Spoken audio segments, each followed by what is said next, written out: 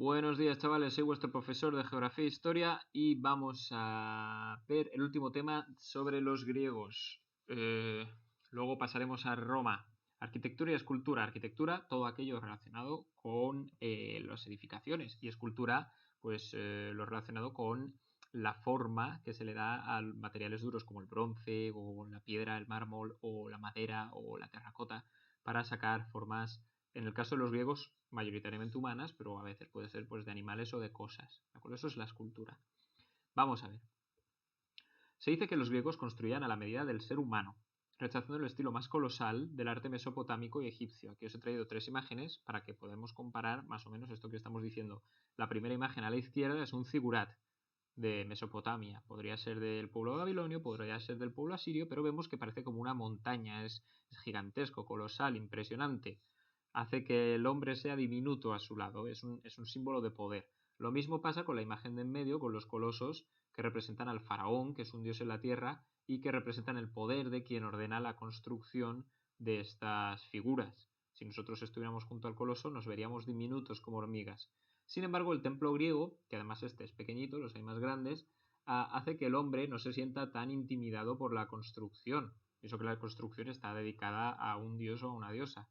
Y al mismo tiempo, pues la construcción, digamos que queda muy bien en el paisaje, casi parece una nube que ha venido a posarse sobre la montaña en este clima mediterráneo del que disfrutan, igual que nosotros, o disfrutaban estos griegos. Entonces, todo esto se consigue a partir de la armonía, de los números y de las proporciones. Conseguir que la columna tenga el largo adecuado en comparación con la altura del edificio, con la anchura del edificio, etcétera. Todo esto lo consiguen a base de matemáticas e ir probando distintas técnicas. ¿De acuerdo? Vamos a seguir.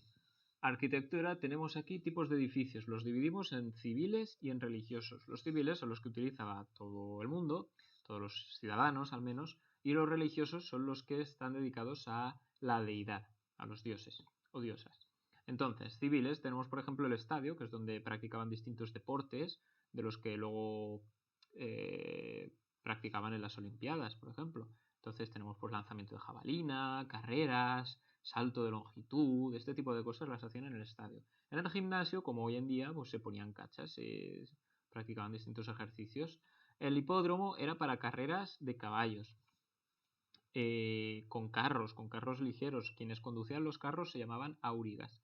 Iban dando vueltas en el centro, no sé si lo veis bien, pero hay una espina, esto se llama espina, es como un muro, y tenían que irle dando vueltas. El momento más interesante para todo el público era cuando iban a pegar la vuelta por aquí, porque eran varios carros y se juntaban y a veces se chocaban, ¿de acuerdo?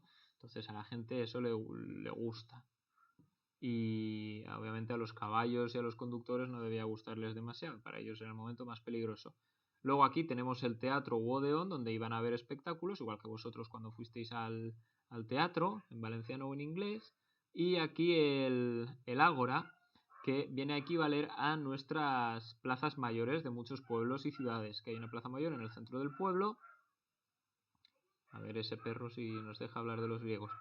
Hay una plaza mayor en el centro del pueblo y aquí se reúnen pues para comprar y vender cosas, para charlar con sus compañeros, para hablar de negocios, para lo que fuera, ¿no? Y esta parte de alrededor está porticada. ¿Esto qué significa? Que hay un techo soportado por una serie de columnas donde la gente se puede refugiar pues si busca sombra o está lloviendo y se quiere ocultar, etcétera.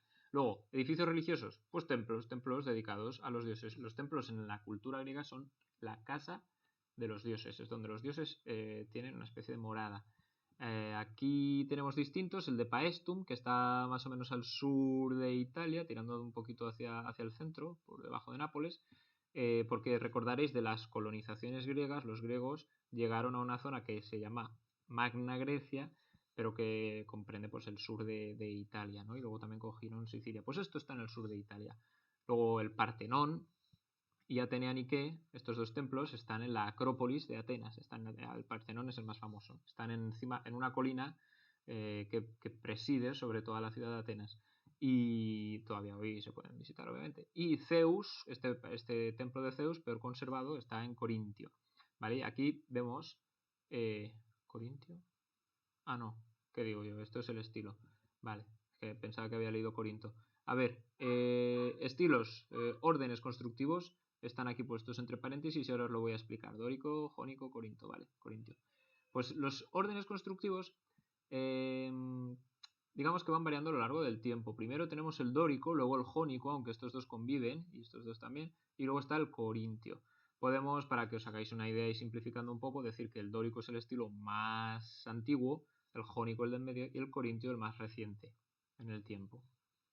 Es muy fácil identificar estos órdenes constructivos por el aspecto de sus columnas, especialmente, más que de sus columnas, por ser más concreto, de sus capiteles, ¿vale? El capitel es la parte de arriba de las columnas, ¿vale? Que después encima estará el dintel, que es esta superficie de aquí, el arquítrabe. Vale. ¿Qué pasa? Para distinguir el dórico, facilísimo, es como el más sencillo de todos. Tiene un fuste, que es esta parte de la columna, es la columna en sí, podríamos decir, más ancha.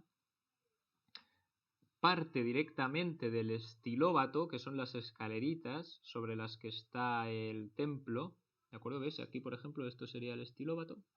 Pues parte directamente de ahí, no tiene ninguna peana como estos, ¿veis? La peana, pensar en las fichas del ajedrez, tienen peana, pues estas columnas tienen también peana, pero en el estilo dórico no, se la ahorraban o no se les había ocurrido, no hay peana, parte directamente del estilóbato, de la base.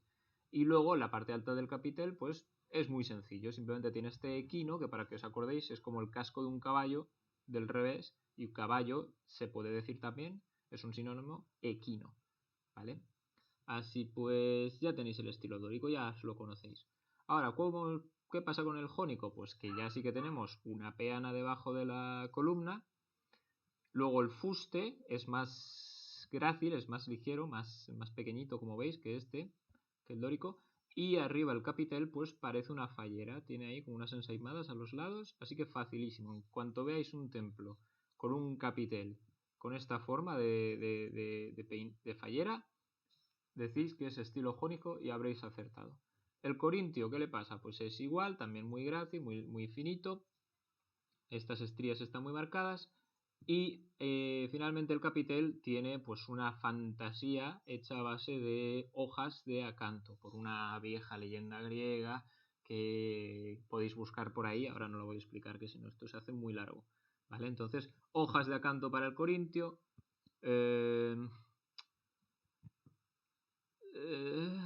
Volutas como si fuera una fallera para el jónico y simplicidad para el dórico, ¿vale? Aquí tenéis unas otras partes de un templo en este caso. ¿Cuál sería? Venga, decídmelo vosotros. ¿Cómo sería viendo esta columna? ¿Dórico, jónico o corintio? Quienes hayan dicho dórico han acertado. Y tipos de plantas. Esto sería como si cogiéramos el edificio, el templo, y le quitaseis el tejado, lo arrancaseis con vuestra mano, ¿vale? Si fueseis un gigante, pues veríais esto del templo. Entonces a los historiadores del arte les encanta poner nombres a todo y pues según tenga las columnas y por delante, por detrás, por los lados, rodeado, más, menos, le dan distintos nombres. No os preocupéis que como mucho os hago alguna pregunta ahora en el cuestionario sobre esto, pero lo podéis mirar aquí. Tenemos, por ejemplo, próstilo. Un templo próstilo es que tiene columnas por delante, anfipróstilo por delante y por detrás. Esto sería la entrada del templo. Períptero, que tiene una fila de columnas rodeándolo por todas partes. Díptero, que tiene dos filas de columnas rodeándolo por todas partes, etc. Ahora en la siguiente diapositiva lo vais a ver más claro, os lo va a explicar muy bien este hombre y esta mujer que hablan en el vídeo. Vamos a verlo. He dicho, vamos a verlo. El templo es el monumento más importante de la arquitectura griega. Su objetivo fundamental es custodiar la imagen divina encontrándose el altar en el exterior. El templo habitualmente se levanta sobre un estilobato, graderío de 3 escalones. Presenta casi siempre planta rectangular y en su interior encontramos varias subdivisiones. El pronao, vestíbulo abierto flanqueado por la prolongación de los muros laterales. El nao o cela, donde se sitúa la imagen divina, y el opistodomo, espacio similar al pronao. Dependiendo del número de columnas que presenta en su fachada, recibe diversos nombres. Inantis, si presenta 2 columnas, tetrástilos, si son 4, hexástilos si son 6, octástilos si son 8, decástilos si son 10 y dodecástilos si son 12. Si solo muestra una fila de columnas en su fachada anterior, se denomina próstilo. Si la fila aparece ante las dos, se llama anfipróstilo. Y períptero si las columnas rodean todas las fachadas, pasando a llamarse díptero si tiene doble fila de columnas. Muy bien, y ahora vamos a ver este otro vídeo porque lo que quiero que sepáis, que muy poca gente lo sabe, aquí vosotros seréis unos privilegiados si sabéis esto, es que los templos griegos, al igual que la escultura griega, aunque siempre las vemos de color blanquito, realmente iban coloreadas. A los griegos les gustaban mucho los colores. Lo que pasa es que a lo largo del tiempo, por el paso del tiempo, pues la pintura ha desaparecido. Y en este vídeo, que está en italiano, pero no pasa nada, porque se entiende muy bien, vamos a ver un ejemplo, es una recreación en 3 dimensiones, de un templo de Paestum, en la Magna Grecia, como decíamos, del templo de Hera. Vamos a verlo y veréis qué chulo queda el templo coloreado. A ver ahí, y play. Dorici.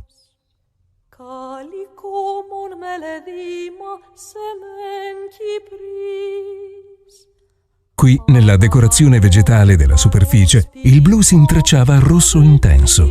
Questo stesso rosso cinabro rivestiva anche le metope, parte delle cornici dei frontoni e alcuni elementi orizzontali, mentre l'ocra rossa campiva il fondo degli spazi triangolari a coronamento delle facciate.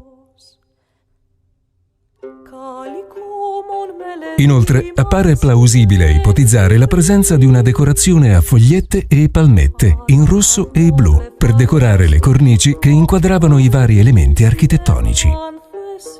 Come in ogni tempio antico, anche qui, all'interno del perimetro colonnato, si trovava una stanza rettangolare, la cella, che ospitava la statua di culto della divinità, e in questo caso, probabilmente, Hera.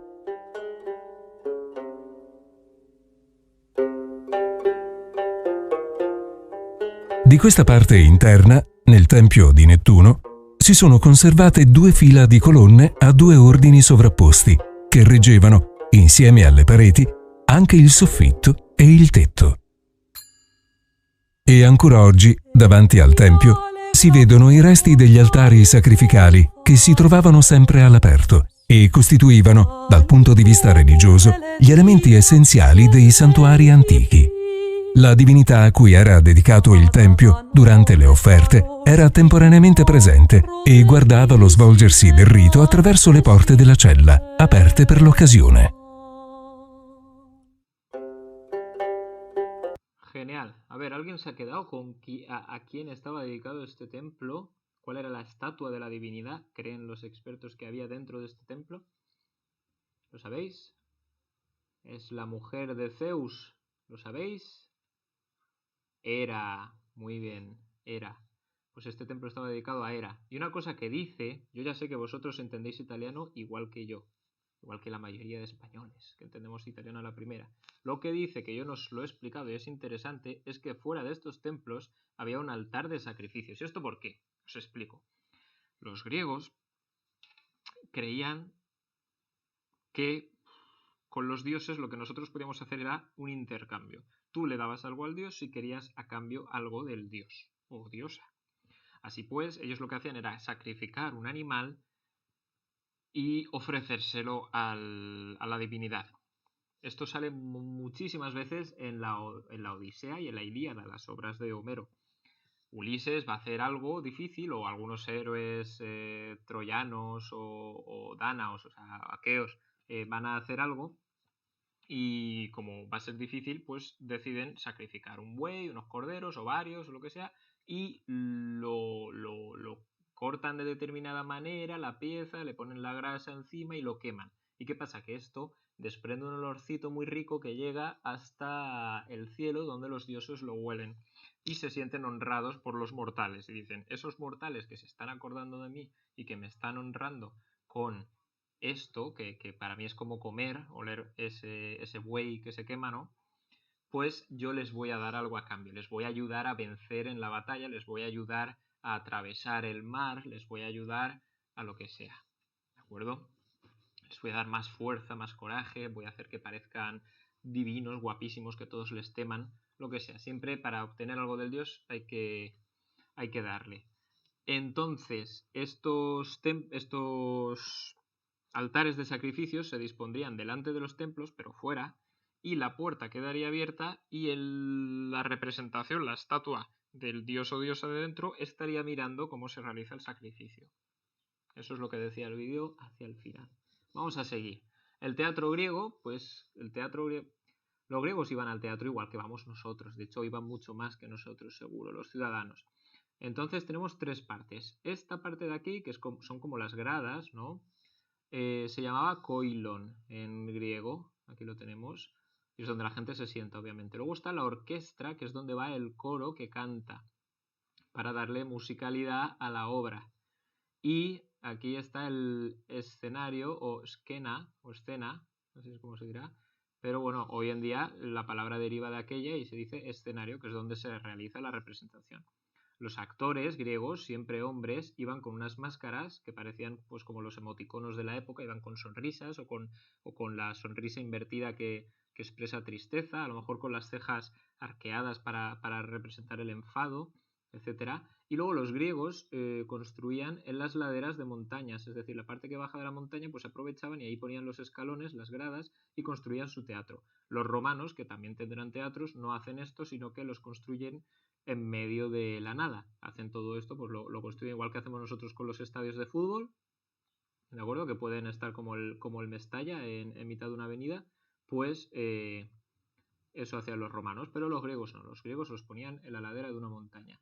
Y otra forma de distinguir un teatro griego de uno romano es que el griego tiene este circulito de la orquesta entero y el romano lo tiene solo la mitad, está partido. Ya lo veremos cuando veamos a los romanos y sus teatros. Muy bien, entramos con la escultura. Tipologías de escultura, pues tenemos 2. Relieve es el que está en una pared y exenta es la que no está en una pared, la que está fuera, la que está pues libre y tú le puedes pegar vueltas, eso es que está exenta. Relieve tenemos 3 tipos. Alto relieve, que es el dentro de que esté pegado a la pared, pero está como más hacia afuera, parece como una cosa de estas de 3D, una película, ¿no? Que parece que está saliendo de la piedra, prácticamente ese es el alto relieve. El medio relieve, pues es un término medio. Y el bajo relieve es el que apenas sobresale de la roca. ¿De acuerdo? Es lógico. Luego, los temas, pues la figura humana, siempre esto se le dice antropocentrismo. El centro de todo es el antropos, el hombre. Entonces se busca el ideal de belleza tanto física como espiritual. Física, cuerpos perfectos, ya sea de hombres o de mujeres, pues de atletas, de diosas.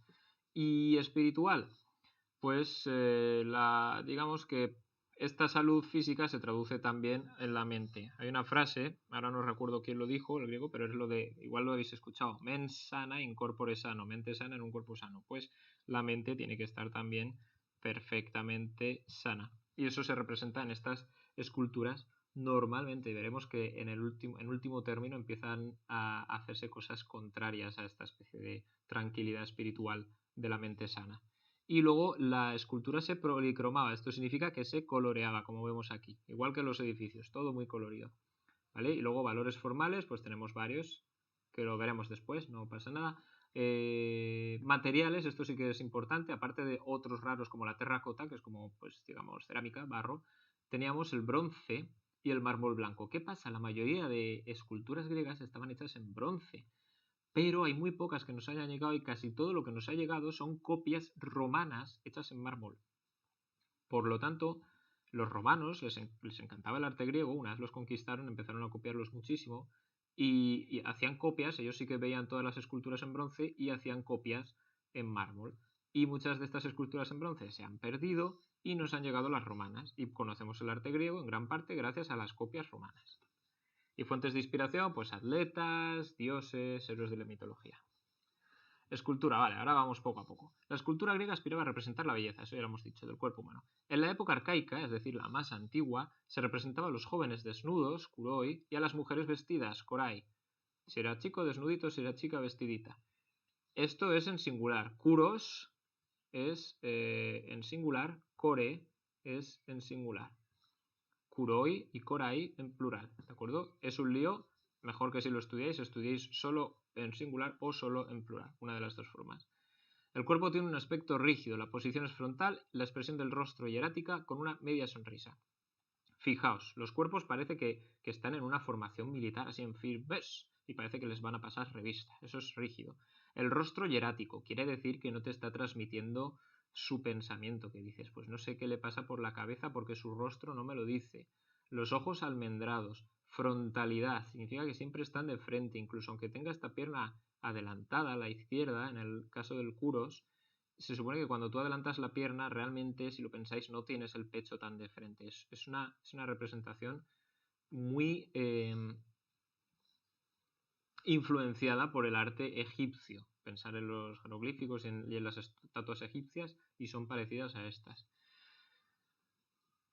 Y la media sonrisa, esta media sonrisa que parece la de Mona Lisa, ¿verdad? Es como que no te dice que está feliz, tampoco te dice que está contento, es raro. Es una sonrisa que los expertos lo asocian al bienestar físico y espiritual, sin más. No es que esté feliz, es que está bien, está sano. Y aquí tenemos unos ejemplos de esta core del peplo que es como piensan los expertos, que podrían ir coloreadas, vestidas, o incluso en este caso piensan que podría ser una representación de Artemisa, la romana Diana, que es la cazadora, por eso lleva un arco y una flecha, y piensan que podría ser no una doncella cualquiera, sino una diosa. Veamos, ahora la época clásica, es la del centro, coincide más o menos con la época de Pericles, con la época de la guerra del Peloponeso, entre Esparta y Atenas. Esta es la época en la que el arte griego llega a su cumbre y sienta las bases de lo que será después el arte helenístico, el arte romano, etc. Entonces se muestra el cuerpo humano de manera proporcionada y armónica, se alcanza un mayor realismo anatómico, es decir, que se ve más parecido a un hombre de verdad, y los rostros cuentan con una expresión serena. Ya no tienen esa sonrisita de antes extraña, sino que tienen una expresión normal. Puede que sea seria, pero es serena. No es ni de enfado, ni de alegría, es de tranquilidad concentrada, digamos. Las proporciones se consideraban perfectas si el tamaño del ser humano era exactamente 7 veces el de la cabeza. Este es el canon clásico. Veis aquí, os he puesto el ejemplo del doríforo de Polícleto. Se dice doríforo porque en griego tiene que ver con el que porta la lanza. Podría ser un guerrero o un atleta que va a lanzar la jabalina. Y aquí pues veis que 7 cabezas equivalen a todo el tamaño del cuerpo. Eso es el canon clásico de belleza. Las matemáticas de nuevo muy importantes. Y aquí tenemos una Afrodita de Praxíteles, la diosa del amor, ya lo sabéis. ¿Qué pasa con Praxíteles? A lo mejor en algún momento escucháis curva praxiteliana. Esto significa esta curvatura del cuerpo, ¿veis? Que parece una serpentina. Parece que esté bailando bachata. Esto es, si ponéis un lápiz en los hombros, veréis que la línea de los hombros está en una dirección así. Luego, si ponéis de cadera a cadera, veréis que está en una dirección asado. De tobillo a tobillo, asado. Esto hace que le confiere una gracilidad y un realismo al trabajo de la piedra que difiere mucho de esta frontalidad y rigidez de las coraimas antiguas. Además que esta está desnuda. Y luego quiero que os fijéis mucho en el realismo que se consigue en la roca, porque no os olvidéis de que esto es mármol, esto es piedra dura, y el escultor hace que parezca carne. Le va dando con sus herramientas hasta que parece carne, porque si os fijáis, da la sensación de que le puedes apretar el vientre a esta Afrodita y que va a estar blandito, da la sensación de que le puedes pellizcar la mano o los tobillos, que los tiene regordetes. Todo esto es pura ficción. Esto lo ha conseguido el hombre, el escultor Praxíteles, en este caso, con su arte, porque es mármol duro, y si le intentáis apretar el vientre os vais a romper el dedo. No es un vientre de verdad, pero lo parece. La época helenística, por último, de los siglos III al I a.C., se busca el dramatismo, el realismo, ahora veremos por qué, mostrando las emociones humanas, dolor, fuerza, tensión. ¿Vale? Se consigue una enorme perfección en la expresividad del rostro y en las vestimentas. Solo tenéis que comparar aquí los vestidos de esta mujer muerta, esa tela que se pega, que se ve por encima de la pierna, pegada, arrugadilla, ¿no? Como necesita un planchado. Esa tela tan realista, comparadla con la de 2 diapositivas antes, de la core del peplo. Nada que ver, ¿verdad? Y luego lo del realismo del rostro es porque estos, aunque a este Gálata no se le ve muy bien el rostro, pero aquí es todo pura pasión, desenfreno, dolor, ¿de acuerdo? Todo esto imaginaos con una tormenta eléctrica y una lluvia tremenda encima y estaréis en el estilo helenístico.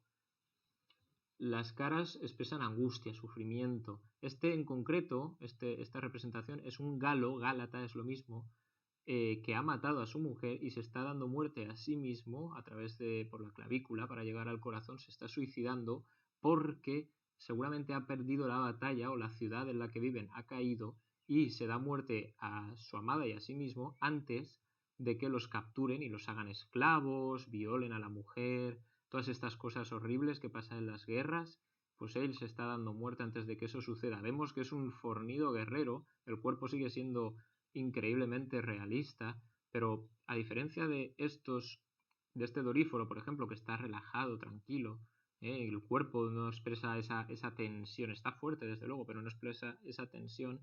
Aquí podéis fijaros en el cuádriceps del individuo, en el gemelo, en el antebrazo, la fuerza que tiene, el otro brazo que agarra a la mujer mientras se va cayendo, cómo está avanzando a la vez que se hiere, a la vez que mira en dirección al enemigo que ya está saltando las murallas, ¿de acuerdo? Es pura acción, es como una instantánea tomada en un momento hiperdramático de una película, no sé, dramática, valga la redundancia. Eso es el helenismo, ¿de acuerdo? Esa es la época helenística en la escultura. Vamos a ver un resumen. Época arcaica, frontalidad, brazos pegaditos, pie izquierdo adelantado, hieratismo, jóvenes desnudos o las doncellas vestidas, se representan esquemáticamente la sonrisa arcaica y ojos almendrados. Época clásica, mayor naturalismo, proporción y equilibrio, atletas desnudos, la expresión es serena, serenidad, y se representa el movimiento aún así. Veis que pues la cabeza hacia aquí, la pierna hacia un lado, la caderita un poquito levantada, oh yeah, vale, pues, pero sereno. Y luego la helenística aquí es la explosión de toda la acción y el dramatismo, ¿no? Vemos en este caso a un sacerdote laoconte que ha ofendido a algún dios y los dioses griegos son fáciles de ofender y se vengan. Y les ha enviado una serpiente que se está cargando a Laoconte y a sus hijos. Y esto a Laoconte le está sabiendo muy mal, lo podemos ver en su rostro. ¿Veis esto que decíamos del realismo en los rostros de los griegos, de la escultura? Pues aquí vemos esa agonía, esa angustia, esa ansiedad representada en la roca. Acordaos que es roca, imaginaos que a vosotros os dan un bloque de mármol y pegándole con un cincel y un martillo tenéis que sacar esto, ¿de acuerdo? Por eso decimos, consiguen un grado de realismo tremendo, no solo en los cuerpos, que también mirar esa tensión de los brazos mientras intenta quitarse a la serpiente, sino en el rostro, ¿vale? Y por último, un esquema simplemente que dice pues las épocas, desde la arcaica, siglos VIII a V antes de Cristo, acordaos, estos serían años 700 y pico, estos serían año 400 y pico, pero bueno, el quinto ya en verdad se mete en la época clásica, ¿de acuerdo? Y aquí veis, pues Mascore y Curoi, aquí estos son distintos autores, Mirón con el discóbolo, Polícleto, otro atleta, Lísipo, este está quitándose aceite porque se embadurnaban de aceite los atletas y luego tenían una especie de herramienta, como si digamos una cucharilla o una cuchillita, pero sin estar afilada, y con eso se lo pasaban para quitarse el exceso de aceite, y es lo que está haciendo este atleta. Y aquí otra vez Praxíteles, perfecto ejemplo de la curva praxiteliana, veis que está ahí como contoneándose. Escopas a mí me gusta mucho porque es como un término medio, está ya anunciando, está todavía en la época clásica, pero está anunciando ya el helenismo. ¿Por qué? Porque esto es una mujer, no se ve bien aquí, está muy lejos, pero es una mujer que está bailando, tiene la ropa pegada como si le estuviera lloviendo encima y mira el cielo. O sea, es una actitud muy pasional y bastante alejada de esta serenidad de la escultura clásica. Por eso parece ya que anuncia el helenismo. Yo me lo imagino siempre esta figura como si estuviera bailando ella sola bajo la lluvia. Y si puede ser de noche. Esta es la forma de pensar que realmente no tiene serenidad esta figura, tiene algo en la cabeza muy fuerte, sea bueno o sea malo, que la hace danzar de esa manera. Y en la época ya helenística plenamente, pues vemos los casos más dramáticos como estos ejemplos, ¿no? Del Laoconte y aquel, otro Gálata, que los pobres Gálatas siempre los sacaban pues atribulados, otro Gálata que está muriéndose porque le han herido en una batalla, y ahí está. Y luego este que me gusta también mucho, que es un niño que se está, creo que se le dice el niño de la espina. Es un niño que se está quitando una espina que se le ha clavado en un pie.